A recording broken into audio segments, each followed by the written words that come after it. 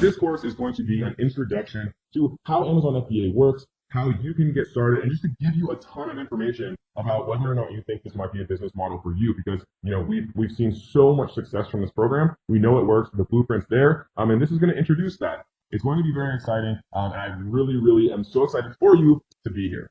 So what is Amazon FBA? Well, FBA stands for Fulfillment by Amazon FBA, and essentially what it is Amazon does a lot of the work on your behalf. And what I mean by that is one of the hard parts with growing an e-commerce business is, if you get 2 orders a day, well, what you have to do is you have to process it, right? You'd have to take it down to UPS or FedEx. You'd have to, put it in a box. You'd have to label it. You'd have to pay for shipping. You'd have to ship it out. And that becomes really laborious and tiring and difficult to do once you start getting more than, 1 or 2 orders a day. We've had days where we've sold over 1,000 products, in a single day, with my Amazon business. And so it'd be next to impossible to actually handle that scale and not get things confused and be able to ship things out on time. And that is where Amazon comes in, because Amazon allows you to actually, as a third-party seller, right, which actually represents over 50% of Amazon sales, they allow you to take advantage of their fulfillment network and their fulfillment resources, where you can actually buy products in bulk,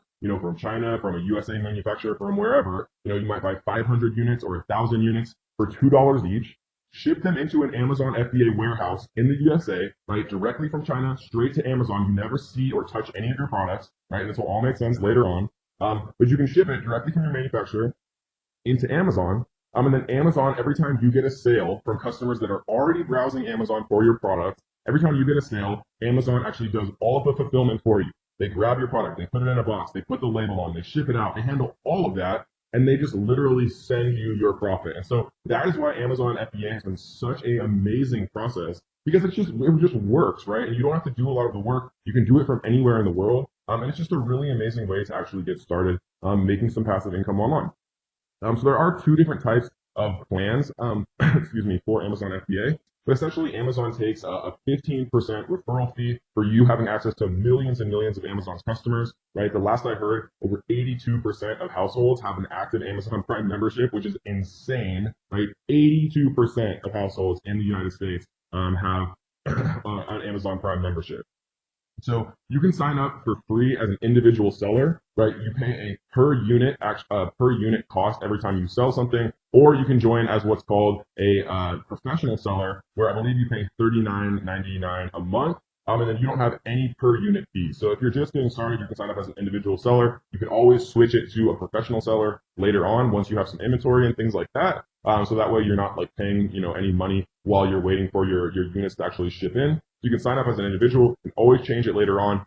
You can sign up just with your own, as a person with your social security number and things like that if you want to, or you can sign up with what's called an LLC, which is a business. All right, what is up, y'all? So this video is going to be about examples of perfect products to sell on Amazon, and I'm going to explain exactly why they're perfect, right? Because it's very important to understand and be able to kind of conceptualize and picture why these products are perfect to sell on Amazon, kind of in your mind, so that every time you actually evaluate kind of like an opportunity, with Amazon FBA and with when you're doing product research, whether or not you can kind of go through these steps in your head and say, okay, is this going to be a perfect product, right? So, like a great example is scrunchies. Scrunchies probably couldn't be any cheaper to create. I would guess that this is literally like a piece of rubber with like a very small amount of like velvet or whatever it is. They're selling it for $10. I can't imagine this being more than 10 cents to create, if that, especially if you're ordering in bulk. And then, another thing that I like to think about is, of course, cost, right? And then breakability. Like you could probably package this in like an envelope, and you could throw it against the ground 100 billion times, and literally it would not break. And then cost of shipping, right? So scrunchies are incredibly cheap, incredibly light. The cost of shipping would be nothing, whether it's by air or by sea. Shipping by sea, the weight doesn't matter as much, but shipping by air, the weight does matter, right? So like sea is just volumetric. So like if you're shipping, a blown up beach ball, it's going to be the same cost as if you're shipping, 20 bowling balls for the most part. But with air shipping, if you have incredibly light stuff, you can restock faster, especially if you have things that are very small, non-breakable, and extremely light, like scrunchies, for example, so you can maximize your profit margin. Another one that is a great idea or was a great idea at a certain time, right? All the things that I'm showing now obviously are not the perfect products to sell now. I can't obviously reveal the perfect products to sell now, but these are a perfect example of a product that would be extremely giftable. I love gift products, gift style products for a couple of reasons. When you get a gift from someone, society has told us that it's taboo to return that gift. And so the return rates for gift items or giftable items is significantly lower than the return rate of, say, like an electronic item that people can't figure out or they don't know how to use, or it might break in transit and not work correctly, or whatever the case may be. But if it's a giftable product, right, it's not going to be like that. And this is a product that I've actually sold before. Scratch Off World Map, and we were selling like $30,000 or more a day, for all of December last year. And now like the overall kind of niche is much more saturated, and it's not a great product to get into at this point. But when we got into it, it was an incredible product to get into. And we were selling, just silly numbers, in December because everyone and their mother and their uncle and their aunt was buying somebody a Scratch Off Map. And so that's the perfect example of a product that we are not going to restock. We're just going to let it sell itself out during this Q4 and during this December, and then we're never going to restock it. But we'll just make a stupid amount of money again this year, just like we did last year. So another example, right? These costs are like $1 to create if you're buying them in bulk. Sometimes like $1.70 or so to actually get it landed in the United States. And most of them are selling for, some of them are selling for $30, right? So a product that costs $2 that sells for $30, you're selling it for essentially over 15 times more than it actually costs to create. So it gives you a lot of kind of wiggle room when it comes to PPC, when it comes to, having really nice photos done and things like that. And the larger profit margin you can have, obviously, is better because it allows you to like make, smarter decisions about things, and that's always a good thing. So the ultimate example of the perfect Amazon FBA product at one point, right? It has the passion, it has the love, right? People are not concerned about price when they're buying a wedding ring replacement, a silicone ring, right? They're not concerned with price. Even though if you think about it, this probably costs a cent to make. This is literally a tiny piece of rubber. It's not breakable at all, right? It literally has, love and intrinsic meaning and emotional meaning. When people are buying things for their spouse, people that they love, their price sensitivity is incredibly low. This is definitely like a birthday present for dad, or a gift for uncle, or, whatever, I guess a gift for husband, or whatever the case may be, right? And it's literally tiny. You could fit probably 100,000 of these into like a carton if you depending on how you packaged it.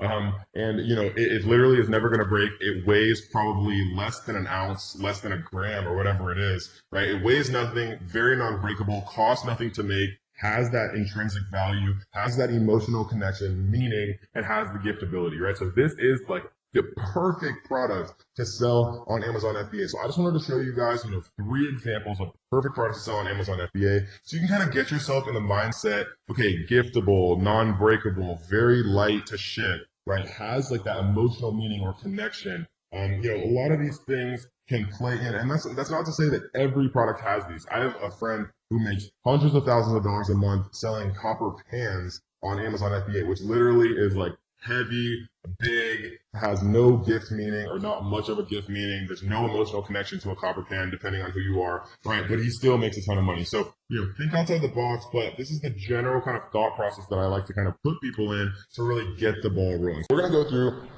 the entire Amazon FBA lifecycle. Part 1. Where we start, right? The beginning of the whole process is product research. Doing product research, finding a product that has, good revenue, that has between $7,000 and $30,000 a month revenue, generally is a good range. If it's slightly outside that, that's okay, right? But remember, refer back to the 5 steps of product research. Product research is part 1. You want to find something with, relatively high revenues, relatively low amounts of actual reviews, so there's not too much competition. You want to find something that is not trademarked, something that has a relatively high number of monthly searches, and something that you've actually verified is getting sales using the iTrack 999 cart trick method. And remember, you can rewatch all of module 1. If any of that didn't make sense, as many times as you want, There's never any reason to feel overwhelmed because I got your back. So after you do product research, the next part is you identify manufacturers, and we go over that in Module 2, how to find the best manufacturers in the world, and then how to get the highest quality with the lowest possible cost. We go over a lot of different strategies to really, leverage multiple manufacturers against each other so that you get the best possible value.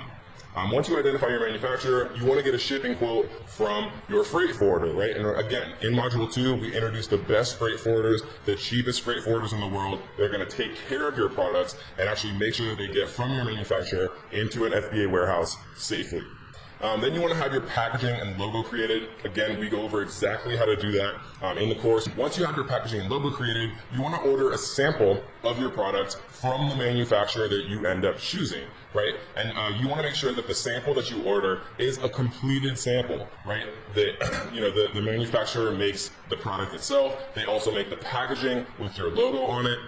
So it really does look how a final product would look. And a lot of people make this mistake where they order just a sample of the product instead of a final sample. And you want to make sure everything is perfect, that the packaging looks good, that they include all the things that they should include on the packaging, that the product looks good, that it's high quality. And then once you have that product sent to you, that sample sent to you, then you can do product photography, right? You can either send it to yourself or you can send it to a product photographer. If you want to take those images yourself, you can. I definitely recommend using a professional service, which we talk about later on in the course. Again, every step of this entire process we go through in detail. I just wanted to kind of give you a summary up front so you understand that it's actually not that hard, it's not that overwhelming, and it's very, very feasible to do, which is why so many of our students have had so much success doing this. Then you want to create an optimized product listing. So a product listing is nothing more than what you see on Amazon every single day, right? Nothing crazy at all. So once you actually order your sample, get the product photography and create the optimized listing, what you're going to do is you are going to place an order, right? Once you get the sample, the quality looks good, the packaging looks good, everything looks good, then it's time to actually place an order with your manufacturer. And when you first do that, you pay a 30% down payment. So let's say that, you want to order 1,000 units, the total cost is $1,000, just for math being easy, then you would pay 30% of $1,000, right? The total amount you'd pay is $1,000, but for the down payment, you would only pay $300 or 30% of $1,000. That gets manufacturing started, that gets the whole process started, right? And it's basically you giving a good faith to your manufacturer saying, okay, I'm gonna give you 30%, you make it all, and then once it's done, and once I've inspected it, and once it's all good, then I'll give you the final 70%. So when you place your 30% down payment, you want to make sure that you do that on PayPal. You want to use goods and services, and you want to populate that payment with a credit card. And again, remember, we're going to go through all of this in detail in the later modules. Don't worry at all. We're going to go through everything step by step. I just wanted to give you a holistic look. And then once you get the 30% down payment, they make all the units, and then when the manufacturing is completed, you get an inspection service, right? You can get inspection services for $99, super cheap. A third-party company comes in China, looks at all of the units, make sure that they're all completely good, that the quality is high, that everything looks perfect, and then once that final inspection passes, then you pay the manufacturer the final 70%, and everything is good to go, right? Once you pay that 70%, you tell your freight forwarder, which is the company that handles all the shipping, that everything's good. The freight forwarder picks it up from the manufacturer in China, and they actually ship it over to the prep center in the USA. One thing that's important to understand, which we're going to explain more in Module 2, is what's called FOB. FOB, right, or FOB shipping, basically means freight on board. If your manufacturer themselves are going to ship the products from the floor of the manufacturer once they're completed to the port in China, then the manufacturer is going to charge you a fee to do that, right? Because they're handling that element of the shipping. If you want to just make it super easy, just tell the manufacturer, no, once the products are complete, my freight forwarder will pick them up from the factory and then take them all the way to the FBA warehouse in the United States. If you'd rather get a freight on board quote, which means that the manufacturer is going to ship them from the manufacturer to the port in China, and then your freight forwarder is going to take over, then you would pay the manufacturer a very small fee to handle that small amount of shipping from the factory in China to the port in China, right? But again, to simplify things, once your products are actually completed, then just say, hey, freight forwarder, my products are done. They're at this factory, but they need to go to this warehouse. Handle it, right? Shipping is something that I never want to deal with. So that's why I found the best freight forwarders in the world. That's why I share them with you. And that's why they can handle all of this for the best prices in the entire world. So once you inform the freight forwarder of the completed order, the product is sent to the FBA prep center, and then there's things like PPC and product giveaways, but those are good things, right? That means that your product is actually selling. That means that everything is going good. That means you're getting your product from obscurity to page one. Using services like Sonbase, using services like Page Oneify, all of which we talk about in the course. And now, congratulations, you are officially an Amazon seller making sales. So, yay! Again, I wanted to make this for you guys to make it super simple. Product research, find a manufacturer, get a quote from the freight forwarder to ship your products from your manufacturer to the USA.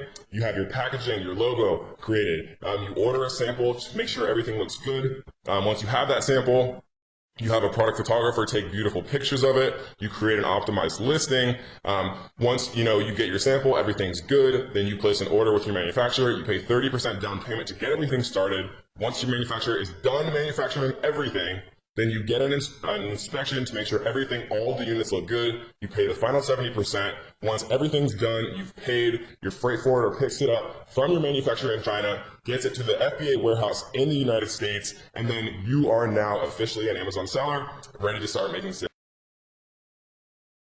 This video is going to be about, should you borrow money to be able to actually expand your business faster? And the answer normally, guys, is it depends on you, right? Like, I'm very responsible with my credit cards. I financed my entire Amazon FBA business using credit cards when I first started. But it depends on you, right? If you're not good at managing finances and things like that, then maybe a credit card doesn't make sense. Maybe it only makes sense to use the money that you currently have.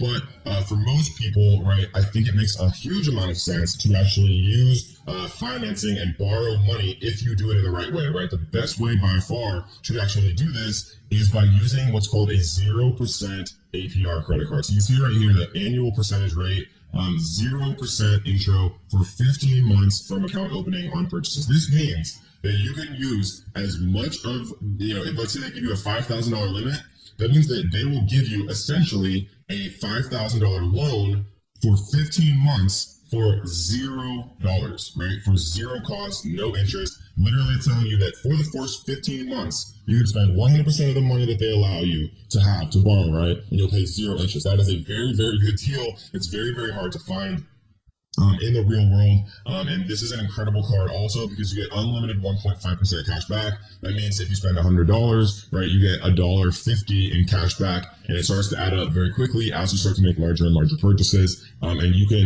do all types of things. You can pay for your product photos with your credit card. You can pay the down payment for your actual product with your credit card. Sometimes you can even pay the 70% final payment with your credit card if you're using PayPal and you work out that you split the fees with your supplier, which we'll talk about in detail later on, right?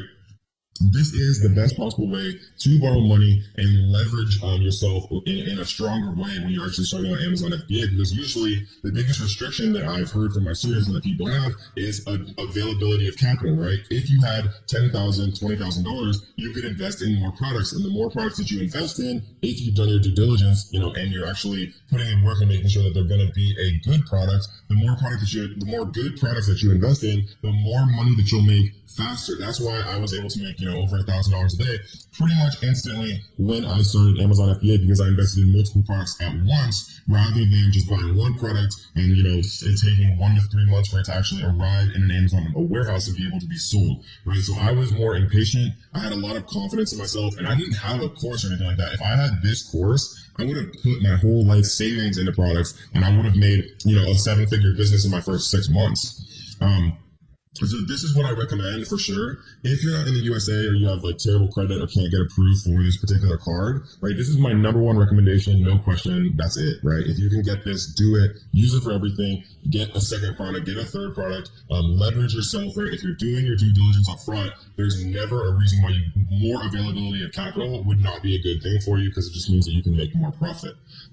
If you can't get the Chase Freedom Unlimited card, it's the best, no question. 10,000 reviews, 4.5 stars, very, very good.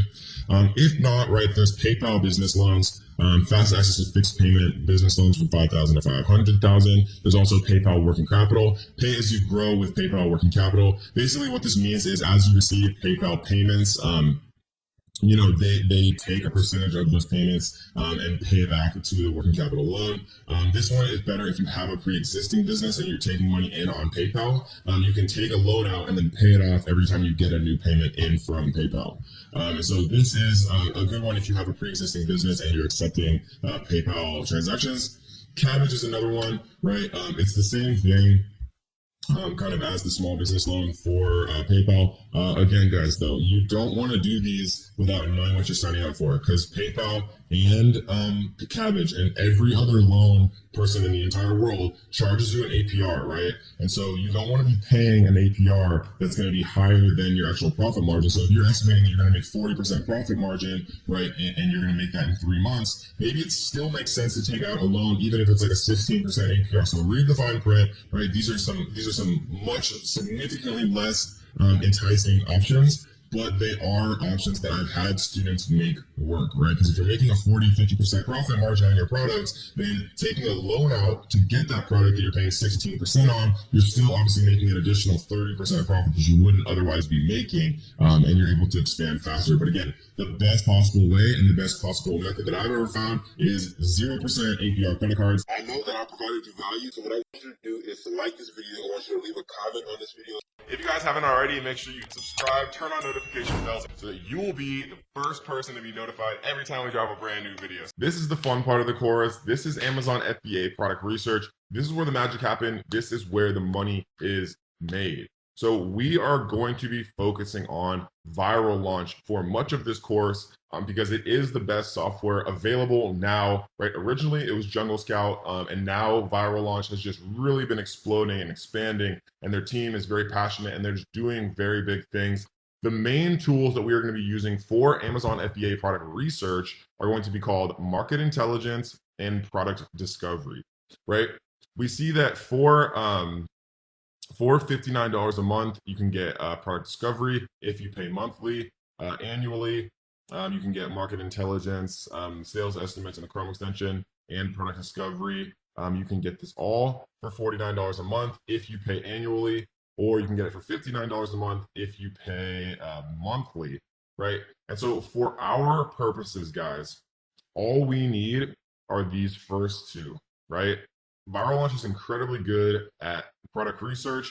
For keyword research and all of this, we are going to save you guys some money. And we're going to recommend another tool when we get to it. But for most of the stuff that we're going to be doing for the entire course, right, as far as product research, photos, a lot of different things, Viral Launch provides the best service. The main things we're going to be concerned with are market intelligence and product discovery. As you can see, you get all of that for the intermediate pricing, or if you want the category search, which is helpful as well, you can pay for the $79 a month option. But for most of us, right, what's going to be the best kind of deal is either intermediate or advanced, right? So one of these two. I generally recommend people who are serious about this to just go ahead and grab the advanced option. So this video is going to be kind of an introduction to what viral launch looks like. And how to reframe your mind. When I mean reframe your mindset, I mean going throughout your day, everything that I see and everything that I interact with, I think about Amazon FBA. And maybe that's unhealthy, but it's helped me become very successful selling on Amazon FBA. Like for example, I'll go to like a Mexican restaurant and I'll see that like little rubber mat that like they have in the kitchen that people stand on that food falls in, right? Like a restaurant non-slip mat.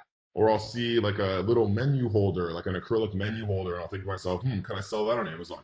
And you just take notes on my phone all throughout the day, and then I come back and I check on these products via viral launch to see if the landscape is competitive, right? We're going to look at how many monthly searches are they getting? How many reviews do they have? How many people are trying to sell this product? Is there room for improvement on this product, right? What are the negative reviews saying? Could I improve the quality of the product? Could I add something to it to bundle? And don't worry, we're going to talk about all of this much more in depth as we move throughout this module, but it's just important to kind of get your mindset in a place where you're thinking about Amazon FBA, throughout your day-to-day life, because sometimes the best ideas will just come to you, right?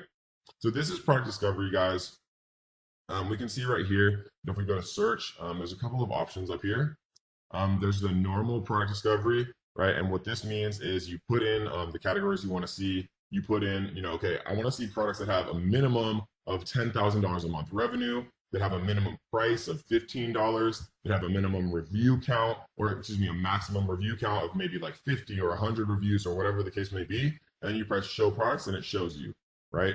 Keyword, actually you can choose the category. Similarly, you can choose the the maximum review count you want to see, the minimum average monthly revenue of all the products you want them to show you. And then instead of showing you actual exact products, they show you keywords, right? And this is one of my favorite ways to use viral launch. And we're going to talk about all of this much more in depth. This video is literally just meant to introduce you to like all that's available to you and all of the advanced filters. This is really where, you can kind of differentiate yourself from everyone else searching and really find the true diamond in the rough product. So we're going to focus on, how I use these a lot in a little bit. And then brand. So brand shows you actual brands that sell on Amazon. Obviously, like Nike is a brand, but they're not a brand that we'd ever want to compete with, but it's just an example of a brand. It shows like little companies that sell tea or, people that sell supplements or whatever the case may be. And you can jump very in depth on those brands and look at, their sales history, if they're improving or going down or what's kind of going on, and gives you a lot of ideas about what you could potentially, if you could potentially compete or create a product similar to what that brand is selling. And then category obviously shows you, in-depth categories, and you can take a look at things related to the categories themselves. So this is product discovery. This is a web app, right? You use it in by itself in a website right here. Market intelligence is actually a Chrome extension. So for example, if we come into Amazon and search garlic press, we would search we press this little button after we install the market intelligence Chrome extension, right? And it would show us all of the top sellers on page one, right? So it's showing us Alpha Grillers is on page one. They're doing about $22,000 a month, selling at $9.97, which means they have 2,255 sales every single month. We can see how many reviews they have, their review rate, right? Their review rating, like what their average reviews are. A lot of different stuff we can really see here. We can even see net profit estimates, but these are very, very inaccurate in all software, right? Viral Launch does a good job of this, but you can never rely on net profit because it's impossible for them to calculate that, for anyone to calculate that, because they don't know how much your cost of goods sold are. They don't know how much you're paying for shipping. So it's a good baseline, very, very general idea, but you need to do the calculation yourself. And we'll teach you how to do that in a little bit. We're using a tool called the Amazon FBA fee calculator. So this is the Market Intelligence Chrome extension, right? It's incredibly necessary to have both the product discovery and the market intelligence, right? The web app and the Chrome extension, because we're going to be using them all the time. If you want to go monthly, do monthly, right? If you want to go annual, do annual, but we're going to need it. It's one of the most important parts of the entire process regarding Amazon FBA, and we're going to be using it in all the rest of the videos throughout the entire course, and we're going to show you some really, really cool tricks how you can find products doing $10,000 a month, $20,000 a month, or even, $30,000 or more every single month, and how you can actually enter that market and make a bunch of profit. Let's get into Seller Central, guys. This is where the magic happens. This is where all the money is made with Amazon FBA. And it does look a little bit overwhelming at first, but I promise you guys, it's actually not that bad. And we're going to go through all the things that you're going to be able to need, that you're going to want to need most. You don't have to have your Seller Central name the same as the name of your LLC. Right? It can be different. What is important for it to match, and we'll go into this more later on, is that your Seller Central name, right? The name of your store. And we can actually look really quickly at like an Amazon store, just so you guys kind of see what I'm talking about. So this is what an Amazon store is, right? Let's just type in follows. What you'll see is the name of the actual seller right here is Click and Play, right? And so that does not necessarily mean that their LLC is called Click and Play. It could, but it doesn't mean that. What's important is you want your Amazon Seller Central name, what you set up when you sign up for your account. You want that name to match what you trademark. And so they probably are going to trademark like Click and Play products, right? Like the actual word mark, which again, we'll talk about later on, so don't worry about it. But what this allows you to do is it gives you protection if your Seller Central name matches your trademark. If people are trying to hijack onto your listing, again, which we'll talk about in a little bit, it just makes things easier. When you register for a trademark, it allows you to get brand registered. It allows you a lot of protection against, scummy people who want to do you wrong on Amazon if your Amazon Seller Central name matches your trademark. So don't worry about any of that right now. Remember, we're going to go through the entire course before we actually do or implement anything so we don't make mistakes. But it's just something to keep in mind that you want your Amazon Seller Central name to match what you're going to eventually file a trademark for to protect yourself from people that are trying to do you wrong. So this, guys, is Seller Central. This is actually a live account that I used to have. We had a couple of test products in here. This is going to be the Seller Central account that is actually going to be used throughout the entire course. So we see that we actually have some stuff live here. We're selling a conversion ping pong table set, which actually does incredibly well. We're selling a 24-inch round color spinning prize wheel, and we're selling some Moscow mules and some other stuff that are out of stock. And so this is Seller Central, guys. This is what you're going to see every single time you do log in. And so most of the stuff that we're going to be using, guys, is in the manage inventory right here, right? This is where you add products. This is where you add variations. This is where you do a lot of stuff that we're going to talk about a little bit later on. We don't often use this pricing dashboard because you can actually just set the price in the edit screen, which is how I do it myself and how I teach people to do it. Orders, you don't really use as often. This is more for what's called FBM, right? Fulfilled by merchant. If you're actually like shipping out like handmade towels or something from, wow, my examples are so bad. If you're shipping out like handmade pillows from your house, right, and you're shipping them out one at a time, then you might use managed orders more often, or if you have to deal with like customer service and stuff like that. But this is more so for FBM, which is fulfilled by merchant. We are all doing FBA, which is the much more scalable option, right? Because if you FBA stands for fulfilled by Amazon, and so what that means is if you sell 1 unit a day or you sell 1,000 units a day, Amazon will fulfill all of those for you. You don't have to go to FedEx or UPS and actually package all of this stuff yourself. And so we're not going to use orders too much. Advertising and inventory are definitely the two things that you're going to use most often. We're going to talk extremely in depth about the advertising section later on in the course. When we actually go into marketing, we're going to talk about how to sell things via Amazon's internal platform, Amazon PPC. All right, we're going to talk about how to sell your products on Amazon with Instagram. We're going to talk about how to sell your products on Amazon with Facebook ads, the best way. We're going to go super, super deep into marketing, and we're telling you everything that you possibly need to know about that.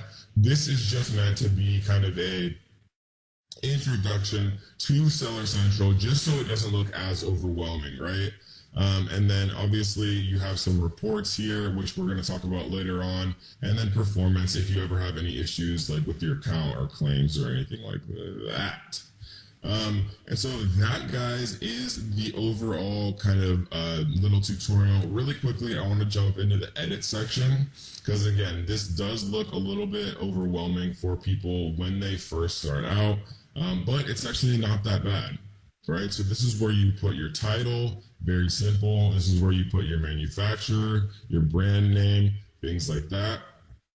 If you have any variations, but variations aren't available for this category, This is where you set your offer. If you want to put a sale price, right? If you want to say, well, it's normally 250, but we're going to have a sale price of 199, right? So Amazon would show a strike through here, and this would be the final price that your customer would pay.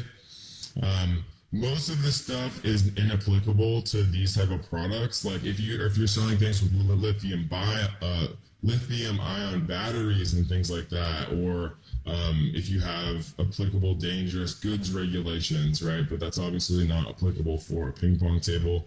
This is where you put your images, very self-explanatory, obviously. Your description, right? These are kind of like the bullets that show on an Amazon listing and things like that. And so this is where you put search terms and things.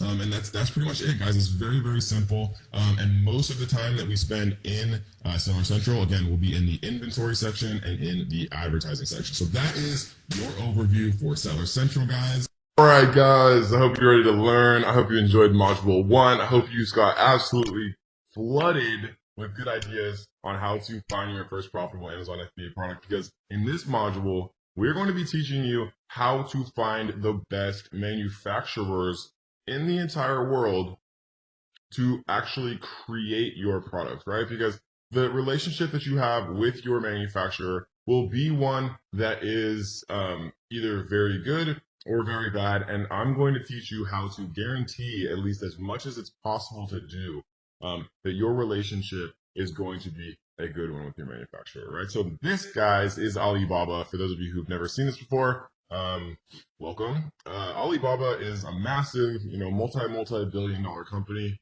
created by Jack Ma and a bunch of other people. This is most of the things that you see in your house right now. Most of the things that you're probably wearing on your body were made from manufacturers that are listed on this site, right? This is basically like a massive directory of manufacturers, most of which are based in China, but there's also like Alibaba Vietnam and like Alibaba India, and lots of different kind of versions and outfits of Alibaba, because like I said, like they're mainly like a directory of manufacturers that can pretty much produce anything. So, you could do Alibaba Vietnam, Alibaba India, but most of the time I just use normal, good old fashioned Alibaba. And that's what we are going to talk about today, specifically how to find manufacturers and what to look for to, make the chances that your experience with a supplier is good, right? Supplier, manufacturer, kind of the same thing. What you don't really want is a wholesaler. You don't really want to work with any middlemen, right? You want to find the person that's going to give you the absolute lowest possible price, and you want to work with them, right? Because the lowest possible price means more profit. So let's actually dive in on exactly how we're going to find the best manufacturers in the world.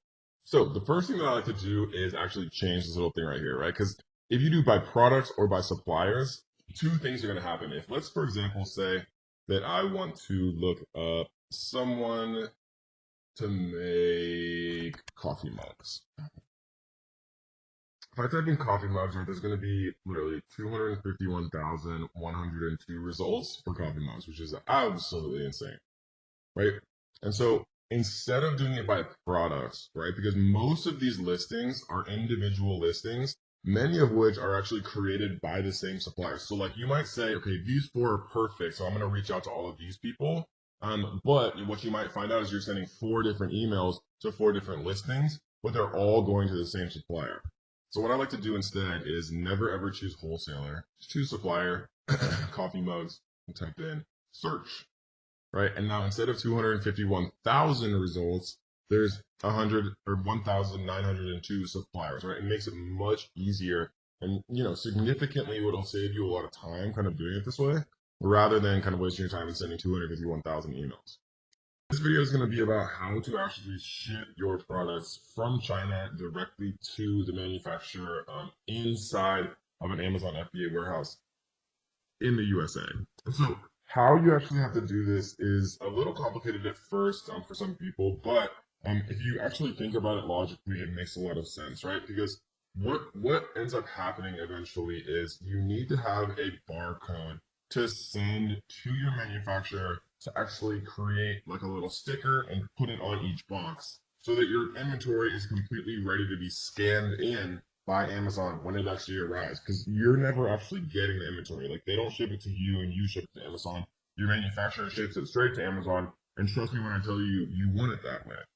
And so, in order to actually ship your products from China to the Amazon FBA warehouse directly, you have to have like all of your barcodes and things kind of figured out, and then you basically just send your supplier an email, with the carton labels and with the UPCs to actually put onto the product itself. And so, how we're going to do this is we're going to go to add a product, and we're going to create a new product listing right here. And let's just use the example of a coffee mug.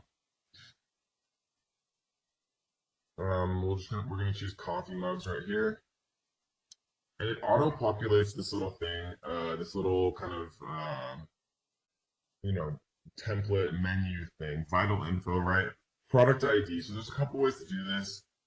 There's a way to do a GTIN exemption that we're going to talk about just briefly if you don't want to do UPCs, but most people do UPCs, right? So there's been like, arguments and controversy for literally like a year or more about whether or not you're supposed to use what's called GS1, which is Amazon's officially recommended UPC provider, but other people use other things that are significantly cheaper, right? And so if you see GS1 right here, 1 through 10 is $250 plus a $50 annual fee. So for 10 UPCs, and UPCs are just barcodes that every product has, right? Universal product code.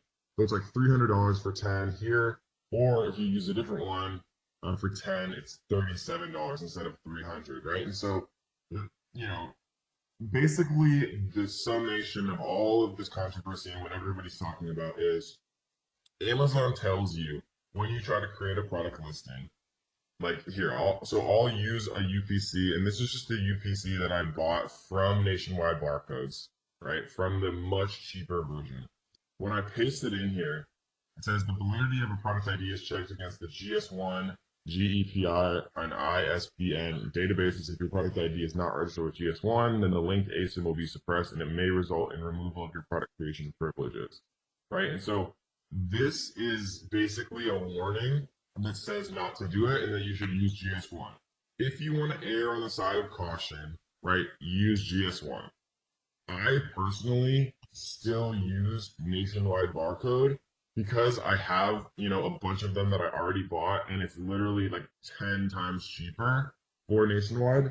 And Amazon still allows me to create product listings using Nationwide Barcodes, the cheaper barcodes, right? And I think it's very, very unlikely, personally, right, that Amazon is going to go and retroactively, mess around with listings that have used Nationwide or any of the other millions of UPC services, because it would just destroy their catalog. But if you want to err on the side of caution, right, then just get GS1 barcodes directly and pay the $300 and for 10 UPCs. And then, in the grand scheme of things, $300 is not that much money for, the ability to list 10 UPCs.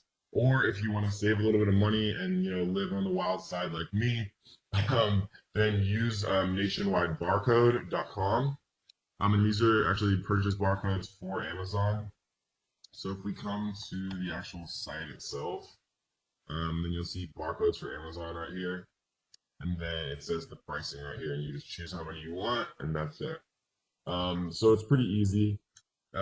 So the safe way is GS1 for $300. A little bit less safe way, but the way that I personally do is Nationwide Barcodes for $37.50. And I'll continue to use Nationwide Barcodes until Amazon literally does not allow me to create a product listing without using GS1. If they ever force me to use GS1, then, because at the time of making this video, you can still use and create Nationwide Barcodes. We're doing it every single day. But Amazon may eventually, right, and I want to make sure you guys always know what to do. Amazon may eventually force you to use GS1, and then you'll just have to pay the more expensive price. Or, if they force you to use GS1 and you don't want to pay the more expensive price, you can research what's called a GTIN exemption request.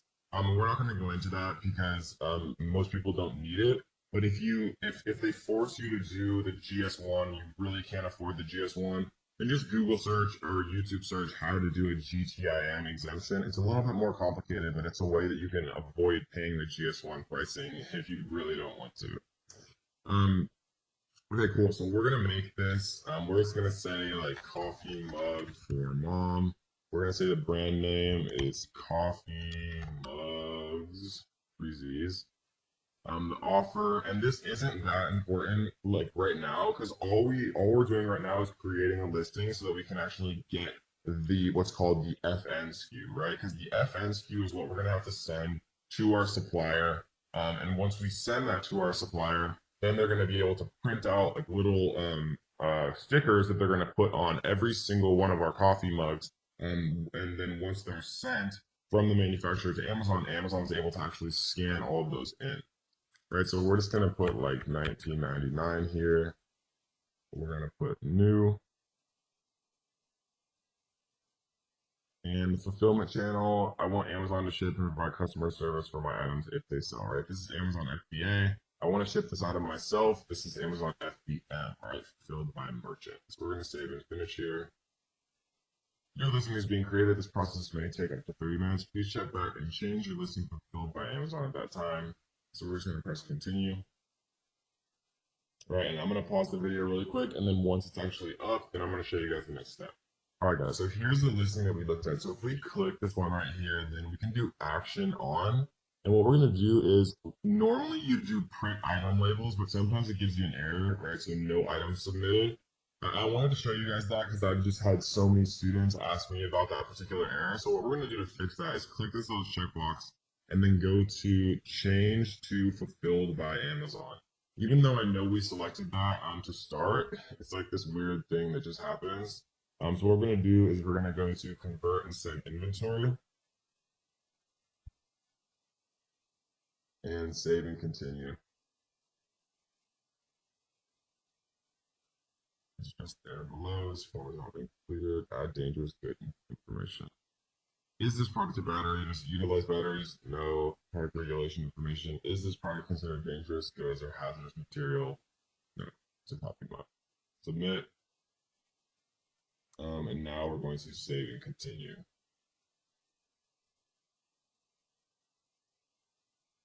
So now what we're able to do, right, and we're going to actually go back into inventory because I'm going to show you guys how to actually send inventory in a second.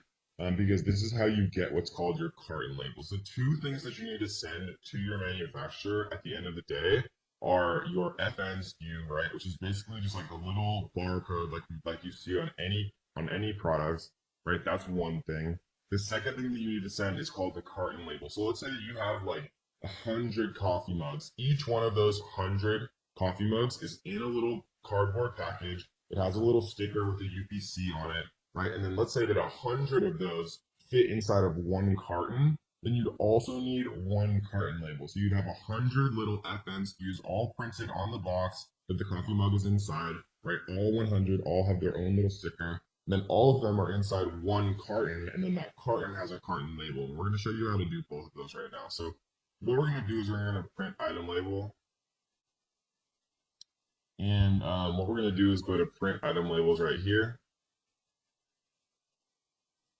And so this is going to download something. And so we're going to send this to our manufacturer. And this is the little barcode right here that allows Amazon to actually scan this. So we're going to save this to our desktop.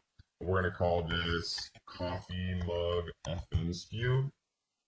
And this is one of the two things that we need to send to our manufacturer. This is what goes on each individual cardboard packaging for every single one of our products. So the next thing that we're going to do is we're going to go back to inventory here, and we're going to we're going to click this little box, and we're going to go to send replenish inventory. And this is going to open up the workflow for actually creating carton labels and telling them, what's going on with the shipping plan. So the two different things here, and I want to actually bring this up. Individual products, if your shipment consists of individual items with different SKUs and in different conditions. It's almost never individual products because it would be very strange to put different products in like the same cartons and things like that. Case pack products, if your shipment consists of cases previously packaged by the manufacturer that contain identical items with matching SKUs in the same condition. Excuse me. So we're going to click this and we're going to go to continue to shipping plan.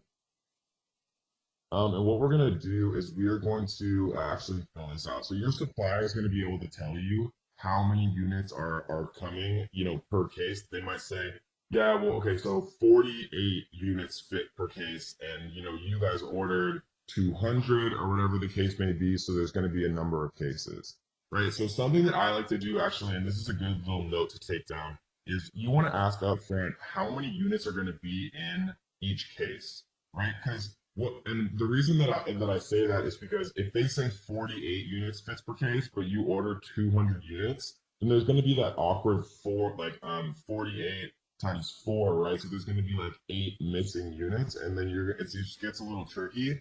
Instead, order 48. If they say there's 48 per case, right, or per carton, then order 48 times X, like the number of cartons that you want to reach that number that we taught you how to do when you're actually inventory forecasting and choosing how many products that you want to sell to be able to sell, and factor in giveaways for that 90-day or that 3-month period. So let's just assume that they said there's 48 units per case, and let's say that we wanted to buy, 48 times 4, then there would be 192 total units here. Your supplier is going to be able to give you the measurements in inches. I usually just keep it inches. They usually give it to you in centimeters, but I'll do inches. So let's just guess that it's 12 inches by 4 by 6, something like that, right? Let's say that it's 0.5 pounds. And again, your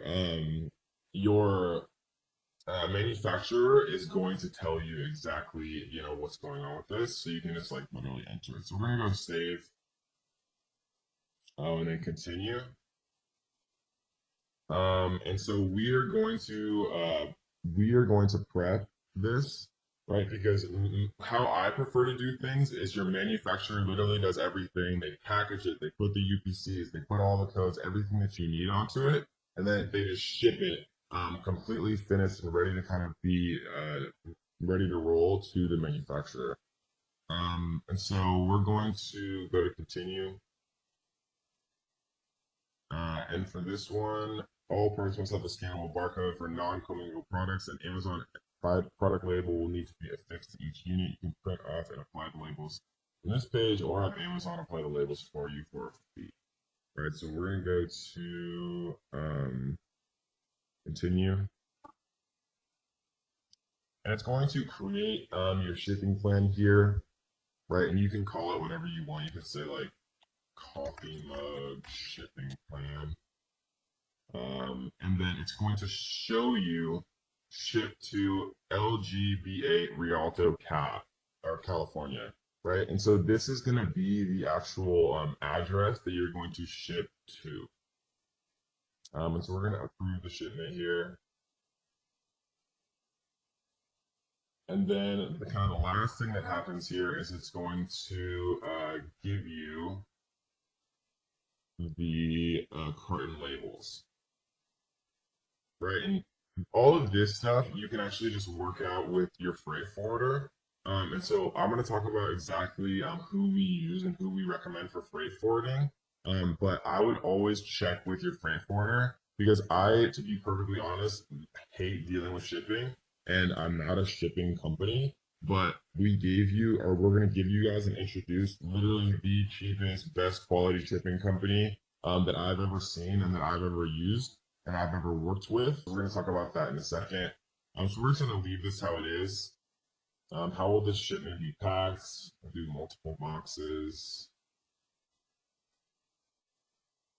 Right, and then how will you provide box content? You can use the web form. So you can basically just write the same thing, 48 units per box. Number of boxes, box weight, right? They'll tell you all of this stuff. Box dimensions, you could say 12, 24, 36, something like that. Confirm.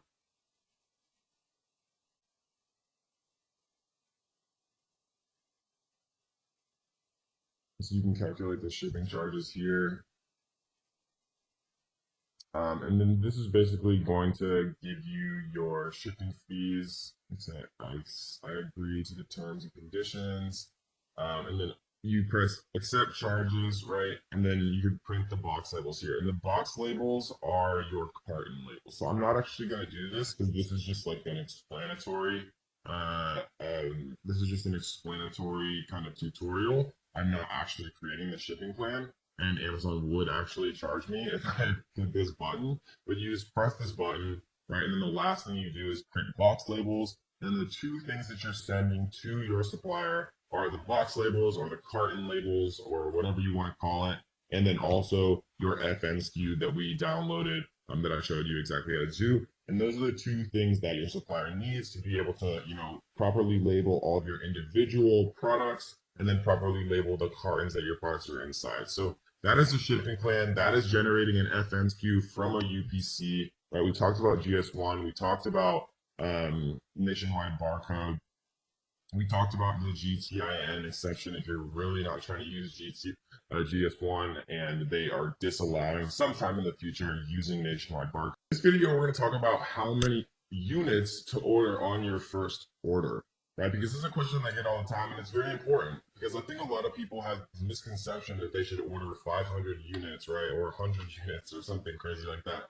And we're going to talk about mathematically how to break it down because it depends on what product that you're going to invest in, what niche that you found, what you think is going to be a good product after doing your due diligence, right? Because, whether it's a garlic press or something that sells much more popularly or something that sells much less so than a garlic press, obviously you'd want to order different quantities, bearing in mind the long-term storage fees of over 180 days. So let's teach you guys exactly how we're going to do this. So we are going to come in and type in garlic press, obviously, which would be like the highest volume keyword related to the garlic press niche. And what we're going to do is we're going to run market intelligence here. And we are going to take this whole thing, right, the first 16 on page 1, and we are going to export.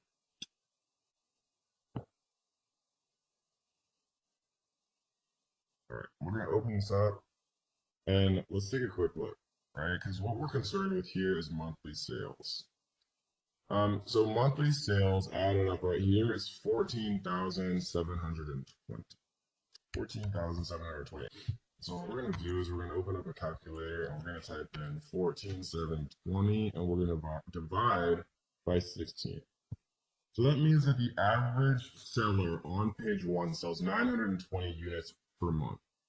So if we divide that by 30, right, we see that they're selling about 30 a day on average, right? So if they're selling 30 a day on page 1, what I like to do, guys, and this is a general rule that I follow.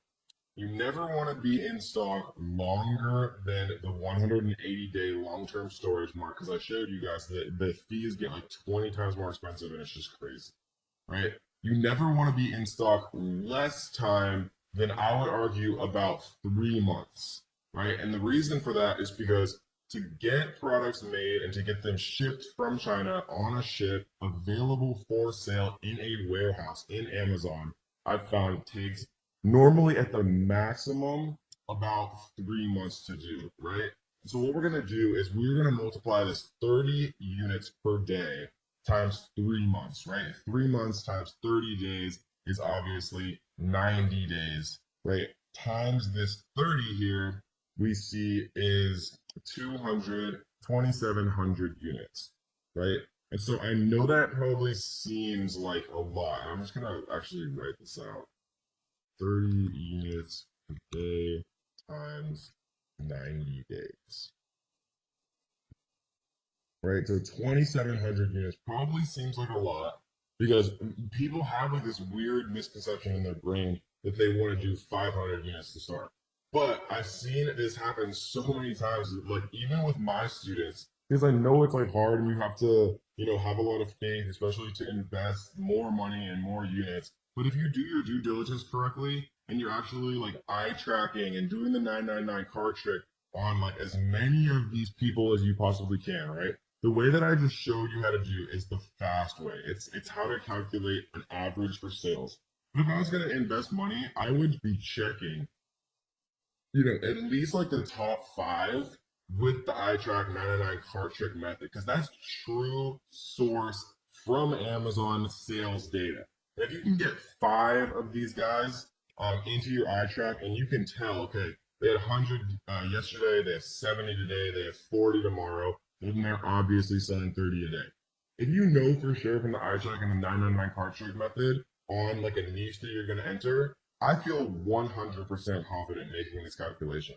I feel 75% confident using marketing intelligence. It's the best piece of software, right? I trust them a lot from a sales perspective. And if you average out everybody on page one, it gives you a better idea of what's going on. And if you want to be super slick with it, you can exclude these little ones right here that are review outlier and sales outlier. So we see that they have 3,700 and everyone else has significantly less right here. And so, generally I'd like to err on the side of caution.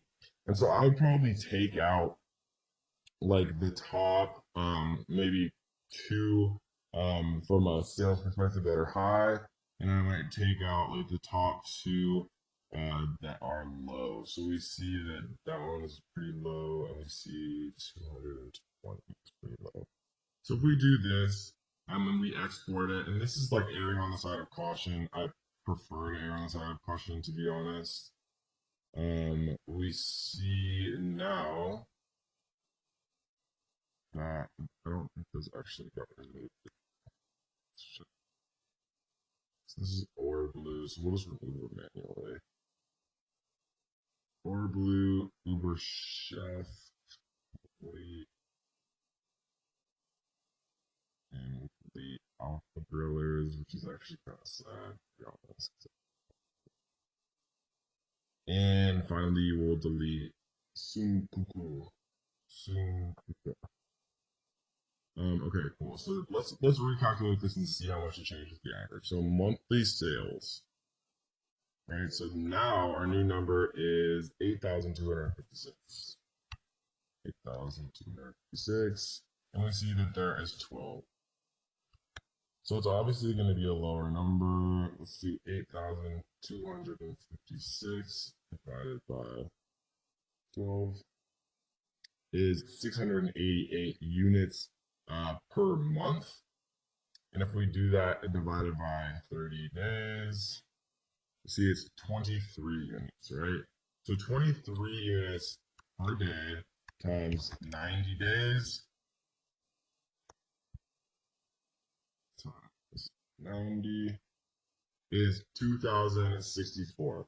So it's 2,064 versus the original calculation of 2,700. And whether you like to go all in and bet on the fact that Amazon is a beast, which it obviously is, or you want to err on the side of caution, there's two different ways for you to kind of do it.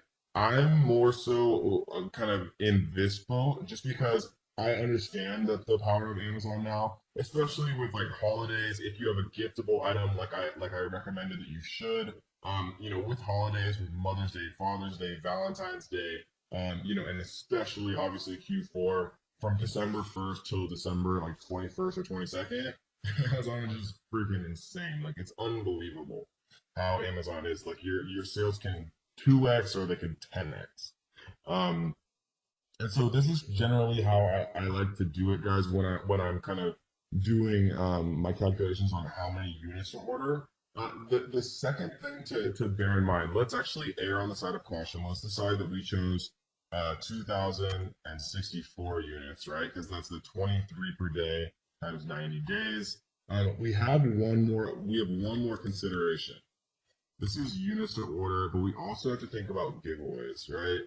And what giveaways are is the way that you artificially boost your listing to page one. And things have been changing a little bit, but I really don't think that Amazon's going to be able to get away from giveaways. Giveaways are probably either going to stay similar to how they are now, or people are going to have to figure out how to sell their products at full price. And then people are going to be reimbursed on PayPal, and the same type of like sales velocity is going to happen. And if this sounds like complete gibberish to you, don't worry. because we're going to talk about this really in depth in the launch module, how to get your product at page one, because it's a super important part of being, a successful seller on Amazon. So these are the 2,064 units, but we actually have to think about one more thing. A giveaway means that you're basically giving away units for free to trick Amazon's algorithm into artificially putting your product onto page one. And when people are searching for garlic press and they see your product on page one, as long as you have a few good reviews and you have, a very well built listing with beautiful pictures and things like that, they're going to buy from you. And so what we have to do is do 7 days, right? Because most giveaways last between 3 and 7 days. I like to err on the side of caution here. So 7 days of giveaways times the 23 units per day is 23 times 7 is 161, right? Additionally, so we're going to type 161 here. And then we're going to add the 2,064. And so that's going to give us a final order amount of 22225. And that, guys, is how you do basic inventory forecasting. The biggest thing that would be a differential would be once you kind of understand what's going on with holidays. So, like, for example, when we do inventory forecasting for one of my companies that's very gift oriented, we'll literally order 10 times as many units because we know we're going to sell 10 times as many units from December 1st to December 23rd. So 22 extra days. Instead of multiplying it by 1, we'll multiply it by 10 and we'll order that many more units. And so when you're first getting started, it's very, very difficult to do that. And so I generally recommend that you err on the side of caution unless you have some disposable income and you want to bet on Amazon, right? What you can do if you want to be a little bit more risky is you can come into like camel, for example, and let's just choose one of these really quick. So let's choose the good old alpha fillers. I'm gonna grab the ace in here. I'm gonna put this in. And then what we can do is we can look at the sales rank and we can actually look at when things spiked up. So if we look at May, October, March, August, right? So this is August of 2015. We see September of 2017 here. So we see that there's no major change for this particular product with the BSR. It's very, very consistently extremely high, right? So it's been selling a ton all year round. There's no major spike for Christmas. But like, for example, if we went in here and typed in like Christmas stockings or something like that, we might see something different. Let's take a look. We're going to skip the sponsored ones and just come into this top one. Grab this here. We're going to paste in this ASIN into camel. And what I would expect to see is really high little rankings, right around Christmas. So you see that like in June, they drop all the way down to 810,000 in the bestseller ranking. But then right when it gets to November and December right here, it jumps all the way up to being like literally almost at number one. Meaning that these are selling like absolutely crazy. Obviously all right around Q4 and Christmas time. And this is an extreme example because it's literally Christmas stockings. But you can tell if things are seasonal around, Mother's Day, Father's Day, Valentine's Day, Thanksgiving, Christmas, Halloween, like Halloween costumes. Or I have friends who sell Halloween costumes, but I have friends who sell paper plates that have footballs on them, and they sell them one time a year just for Super Bowl parties, and they literally make like hundreds of thousands of dollars in that one like week or two leading up to the Super Bowl because they just sell just an unbelievable amount of paper plates. So that, guys, is how you do inventory forecasting. Again, just to kind of summarize, what we're doing is we are literally doing a kind of a viral launch.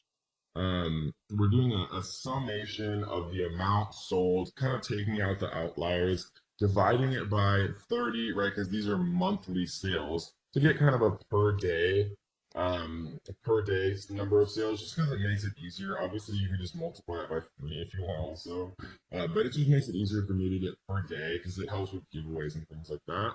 Once you have per day, then I multiply it by 90 days because I like to have 3 months stock. I like to order 3 months stock because that's generally how long it takes to reorder. So once you kind of start to get low, a little bit lower, then you reorder, right? Once you kind of get that, once you get your feet wet, once you feel those sales, once you kind of start to see, okay, this does work, I can make a bunch of money doing this if I'm doing things correctly, then you'll start to get a sense of how many you're actually consistently selling, how many you start to sell for holidays and things like that. And then if you're riskier, you can look at camel, and Google Trends and things like that to see and try to guess on maybe ordering more units. But sometimes it's fun selling out and just not having like the kind of stress and feeling like you're ordering way too much. And so that's kind of how you order for 90 days. You never want to reach that 180-day long-term storage, guys. Welcome to module 3, where we're going to talk about how to make a perfect listing, or as close to a perfect listing as it's possible to do. We're going to talk about a lot of different resources, the software that I use that is super, super key to creating, a fully optimized listing, kind of introductorily in this first video, and we're going to go much more in depth, in future videos about how to do these things the right way, like, how to create a title the right way, how to create backend keywords the right way, how to create your description the right way. We're going to talk about, where and how to get product photos done and a bunch of fun things like that. But first, we are going to literally create our listing. And we kind of did this a little bit just so we could get our FN SKU in the last module. But we're going to talk a little bit more in depth about how to actually do these things. And, specifically a few things that would just be very, very difficult to know, to avoid as a beginner. I'm going to kind of tell you guys a lot of the things that I've learned over the years and all the mistakes that I've made and things like that, to save you guys a lot of time and energy, and headaches and stuff like that. So the first thing we're going to do is we're going to add our products. We're going to go to create a new product listing right here. The reason that it allows you to do it like this is if you're going to sell on someone's listing. So let's say that somebody's selling a garlic press. Amazon actually allows you as another seller to also sell on that person's listing, right? That's what most people commonly refer to as a hijacker. And so when you get a hijacker on your listing, it means that, they have the ability to price their products lower than yours and steal what's called the buy box, right? So if there's 10 different sellers on one Amazon listing, then who has the buy box means that when someone actually clicks, add to cart and buy, whoever concurrently owns the buy box, like, right, Amazon calls it the buy box, gets the credit for that sale and gets the money for that sale, right? So owning the buy box on your listing is definitely something that you always want to keep in mind. And so we're going to talk about the best ways to do that and the best ways, to actually combat when you do have a hijacker, all later in this module. But before we do that, we're going to talk about just a few simple things when it comes to actually creating the product listing. So we're going to click create a product listing here. We're going to do one just for a basketball because that was the first thing that came to my mind just now. You'll see that there's different categories here, right? For example, basketballs, toys and games, sports and outdoor play, sports, basketballs, right? Or we could do sports and outdoors, sports and fitness, team sports, basketballs, right? In my mind, I would rather actually choose basketballs in sports and outdoors just because, basketball to me is more a sport than it is toys and games, right? These toys and games might be like little plastic basketballs, or like the tiny ones that you shoot at like little tiny hoops that you like stick to your wall, right? So I'm gonna choose this one, and you'll find that sometimes or always it's worth reading these like categories and subcategories because there'll be small differences, and you want to make sure that you're actually in the most accurate category, right? Because a lot of people teach that, you can try to sneak into like these weird like secondary categories so that you can, rank higher and get like the Amazon choice badge. But Amazon has gotten so much smarter about this over the years that, trying to outsmart Amazon by, misappropriating where you actually should be categorizing your product in the long run is never going to benefit you. So how I teach it now, and I won't lie, like years ago, it was better to try to like game the system and rank higher in like weird categories, get the Amazon search badge, and then switch your what's called a node, subcategory node. But Amazon has gotten much smarter, and they don't allow you to do anything like that or change your subcategory node. So what we're going to do is just choose the most a fitting selection here as far as categories. It's going to pre-populate us a listing right here. Right, so product ID, we're going to use a UPC here. And I already have this pasted. These UPCs I actually purchased from nationwidebarcode.com. Right, there's I'm not, and I already talked about this, so I'm not going to go super in depth.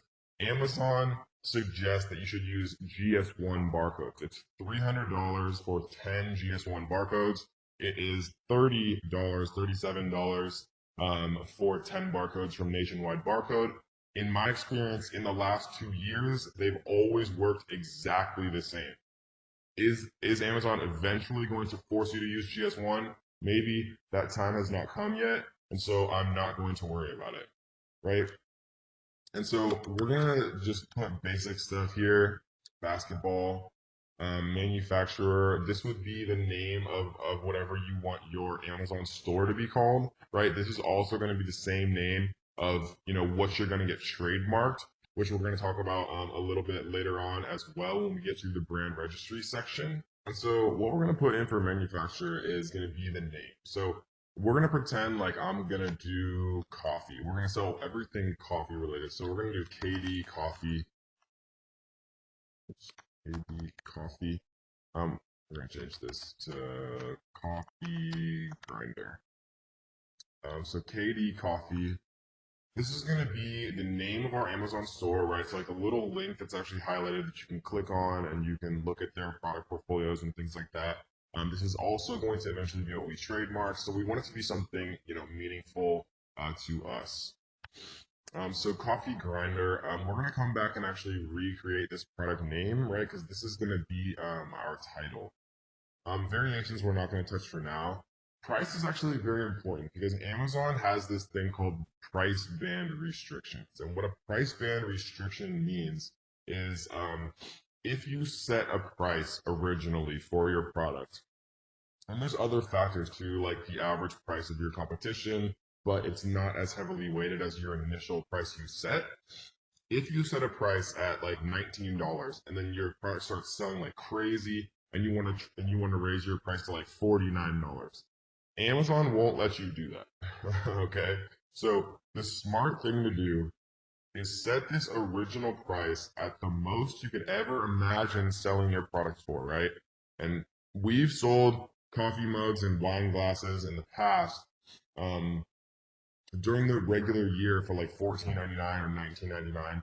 And sometimes because of supply and demand and because we were stocking out and things like that, we would raise them to just crazy prices like $69.95 or like $79.95, literally like 4 to 7 times more expensive. And so now every time that I'm setting an initial price, because you can actually lower it, but you can't raise it. So for a coffee grinder, and I'll literally open up Amazon here. Let's type in coffee grinder. I don't know why I'm spelling. So we see that there's the most expensive one I see is 40. Here's a $99.99. Here's $139. So I see $139. So let's see what their actual price is. This is probably the sale price. So this is their actual price. They set the price up. Okay, so what we're gonna do is we're going to set it at $139.90. And we're going to save it as new. And again, fulfillment channel, I want Amazon to ship and provide customer service for my items if they sell. This basically just means Amazon FBA, fulfilled by Amazon. Images, we're going to leave blank for now because we haven't had those actually made yet. And we're going to save and finish. So that, guys, is how you create a shell of a listing, right? We're going to get much deeper in this section of how to actually create the bullet points, right? And what I mean by the bullet points is like right here. right? They've done a terrible job here creating their bullets, but I'm going to show you guys how to do it right. We're going to show you how to make a fully optimized title. Again, they've done a terrible job here. No offense, Baratza, but we're going to show you how to do it the right way. And even this image could definitely use some work. This is a very boring image in my opinion. And so we're going to tell you the best way to actually get product photos done. And we have, of course, very, very steep discounts to have them done for you in the best possible way. So that, guys, is a very basic introduction as to how to create your product listing the right way, how to categorize it the right way, how to make sure that you don't end up facing, trouble with price band restrictions, which hopefully you'll never even have to think about if you watch this video and listen to me, but it has, it's devastated certain people outside of my course in the past. I've seen it all the time where somebody tries to raise their price and they lose their own buy box, right? Even though they're the only seller on a listing, they'll still lose their buy box. And I know that sounds crazy, but you guys will never have to experience it if you just set your price very high to start, and then we can lower it and we can set a sale price when the time actually comes. So we're going to be discussing how to get reviews and launch your Amazon products the right way to get to page one fast. And when I say get to page one, I basically mean, when you type in garlic press, the first page that you see is, quote unquote, page one. It's by far the most purchases for any specific product category or product keyword. They occur on page one. Because if you see, nice looking products with good reviews, nice pictures at a reasonable price, you buy it, right? Most of the time you don't scroll to page two or scroll to page three or anything like that. And so kind of how this process works, guys, and it's very important to understand this, is kind of in a sequence of four. The first step is setting up your email sequences. Email sequences basically, like, once somebody purchases from you, you can send them automatic emails saying like, hey, thanks for purchasing that awesome garlic press. I hope you like it and enjoy it, right? And then 3 days later, you can say, by the way, if there's any issues with it at all, like, feel free to email us, right? Because if you can get people to email you rather than, leaving a negative product review if they have some like small issue or it breaks or something, it's almost always worth it to do that. And then you can send one 5 days later, 7 days later, like asking for a review and things like that in the right way. And so we're going to talk about like some tricks and some hacks that I've learned over the years to actually set these up kind of correctly and, just do things in a way that's going to prompt the most interaction from the customer. Because if you can get people to interact and actually open and read your emails, they're going to be much, much more likely to actually purchase, to actually, leave you a review and things like that.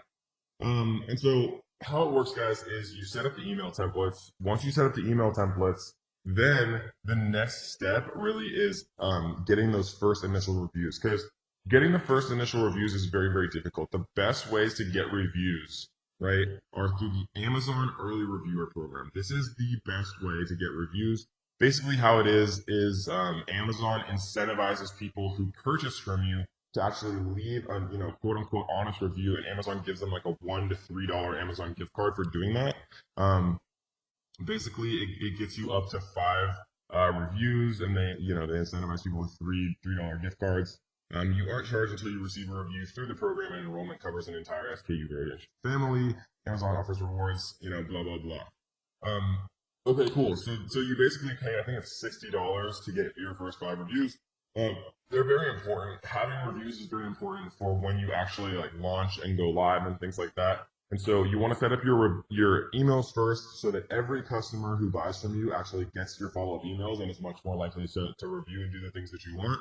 And then you set up the Amazon Early Reviewer Program, because as people start to buy from you, the Amazon Early Reviewer Program will incentivize them to leave reviews that are okay by Amazon, because Amazon has become increasingly, strict and, for lack of a better word, whack AF about reviews, and they've been really clamping down on everything related to reviews.